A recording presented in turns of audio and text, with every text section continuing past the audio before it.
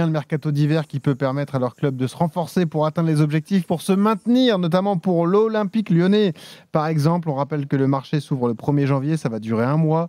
Il y a un autre enjeu pour certains clubs, c'est limiter l'impact de la Coupe d'Afrique des Nations qui est prévue du 13 janvier au 11 février en Côte d'Ivoire. Alors le mercato d'hiver peut-il sauver certains clubs?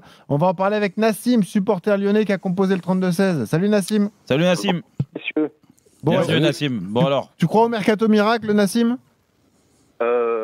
Alors, avec notre Bruno Chéroux, non. Avec cette cellule qu'on a actuellement, j'y crois plus, oui. D'accord.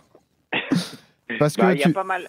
Quand tu suis un peu, tu sais qu'il y a pas mal de clubs. J'ai entendu qu'il y a beaucoup de clubs qui veulent se débarrasser d'un certain nombre de joueurs. Des Manchester United, par exemple, j'ai entendu qu'ils voulaient libérer 3 voire 4 joueurs. Donc, je pense que ça peut être intéressant, en effet, de récupérer ce genre de joueurs. Eux, ça fait jouer des joueurs qui jouent pas. Nous, ça nous permet de nous renforcer avec des personnes qui ont un peu de la bouteille. Par contre, je suis pas du tout pour faire du transfert pour faire du transfert, ça m'intéresse pas. À joueur égal, à niveau égal, ça m'intéresse pas du tout. Je vois vraiment de la plus-value. Il nous faut un petit défenseur central, il nous faut du milieu aussi, et puis on récupère un gardien, déjà c'est sûr, du Brésil, et je crois un défenseur central de mémoire.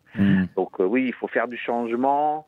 Ce sera pas parce que à Lyon aujourd'hui là ça va mieux, mais moi rien me dit que dans 2-3 mois les joueurs là qui vont mieux, ils vont plus avoir envie de jouer et l'équilibre est fragile. On va se retrouver exactement dans la même situation et on peut pas prendre ce risque. Toi, tu n'es pas fan du mercato d'hiver, Jérôme? En fait, très simple. Déjà, un mercato d'hiver, c'est un mercato d'appoint.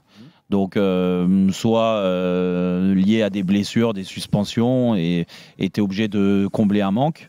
Soit, en effet, tu investis sur des jeunes joueurs qui commencent à exploser et tu crois en cette explosion et tu les prends, mais pas forcément pour qui te rendent service tout de suite, parce qu'il y a automatiquement un temps d'adaptation quand tu es transféré comme ça d'un pays à un autre ou d'un club à un autre. Quand tu es dans un club moins important, regarde, on parle de Brest, le joueur là, de Brest qui est contacté par l'AS Monaco, le latéral gauche. Ouais, Brassier, voilà. Qui joue défenseur central aussi. Même s'il a 24 ans, n'empêche que tu passes d'un club comme Brest à Monaco, peut-être qu'il faudra lui laisser le temps de s'acclimater et de s'adapter.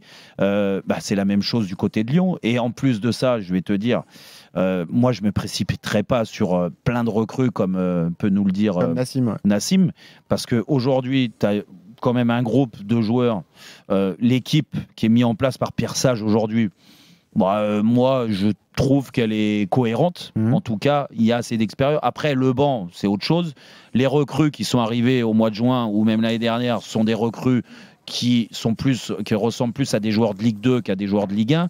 Donc ça, c'est problématique. L'enveloppe est conséquente, on le rappelle. Oui, mais d'accord. Elle a combien ? 65 millions. Non, mais d'accord. Mais Manu, l'enveloppe est conséquente. Mais tu crois que tu vas récupérer quel joueur avec cet argent-là? Tu crois que les joueurs aujourd'hui qui explosent, qui ont envie de passer un palier, ils viennent à Lyon dans la situation de Lyon aujourd'hui?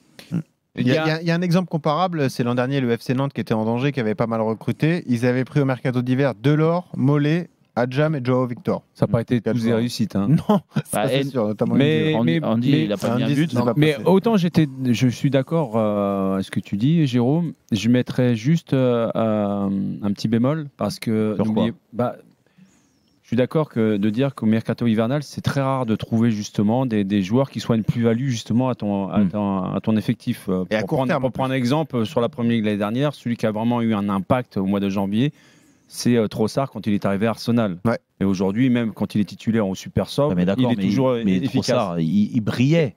Il brillait dans son club. Il est arrivé, ils ont mis combien? Non, mais il y a un truc que tu oublies en fait. Dans 6 mois, il y a l'Euro.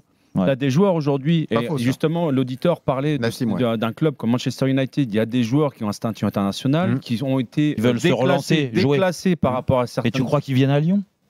Aujourd'hui, si tu joues pas à Manchester United, tu passes ton temps à être sur le banc ou être dans les tribunes, avec le contexte qu'il y a à Manchester United également, qui vient de se faire taper en Champions League, si tu arrives à Lyon et que tu performes week-end après week-end et que le club remonte et que chaque semaine tu fais la joie des supporters et des médias, tu as peut-être une chance à jouer. Pascal. Ouais, mais chaque année le mercato d'hiver, c'est 1 voire 2 joueurs. Après, tu as la CAN qui va amputer rien qu'à Marseille 6 joueurs. Ouais. C'est pas là que tu vas recruter toi-même d'autres joueurs pour faire quoi? Un effectif de 40? Je pense qu'il y a assez de monde. Au cas où vraiment dans un club, j'entends dire à Lyon, ils vont prendre un gardien brésilien. Mais prenez qu'est-ce que tu vas chercher? Il y a des jeunes, exactement. il y a des gardiens, il y a des jeunes. On a des éducateurs qui parlent de nos jeunes gardiens de but. Ah mais ça, il faut travailler, Pascal, pour ça. Je pense qu'il travaille mal. Les deux clubs, en fait. Non, mais voilà, demain qu'il y a une blessure d'un gardien, d'un joueur de champ, tu peux trouver, comme on dit, City, peut-être quelqu'un peut être prêté pour jouer s'il joue, mais après, pour dire prendre des joueurs, non. Il y a quelque chose qui change par rapport aux autres années. Je pense aussi, vous pensez peut-être au championnat saoudien, ou peut-être qu'il y a des joueurs qui finalement se plaisent pas là-bas, voilà, et qui peuvent peut-être revenir en France. Vu l'argent qu'il touche, je suis pas certain qu'il soit d'accord. Nassim, il rêve de Seko Fofana, j'ai l'impression. On est pas mal, oui, en effet. Je pense qu'il y en a plus qui aimeraient partir là-bas que de revenir. Exactement. Je pense que quand ils sont là-bas, déjà, vu l'investissement des clubs saoudiens, accepter qu'ils partent en prêt. Non, j'y crois pas. Moi, j'entends ce que vous me dites, les gars, mais il y en a plein qui sont partis en Chine parce qu'ils avaient plein d'argent. On a connu ces histoires. Et les gars, au bout de 6 mois, ils n'en pouvaient plus. C'est pas facile, c'est notre culture, c'est une façon de vivre différente. Il faut supporter. Et oui, il y en a qui ils se font avec l'argent et ça se passe très bien. Et je pense qu'il y en a d'autres, quand ta femme dit moi je peux plus, je suis en train de péter un plomb. Ouais, mais Nassim, quand tu touches 15 millions par mois et que tu reviens en Europe pour en gagner 200 ou 300 000 par mois.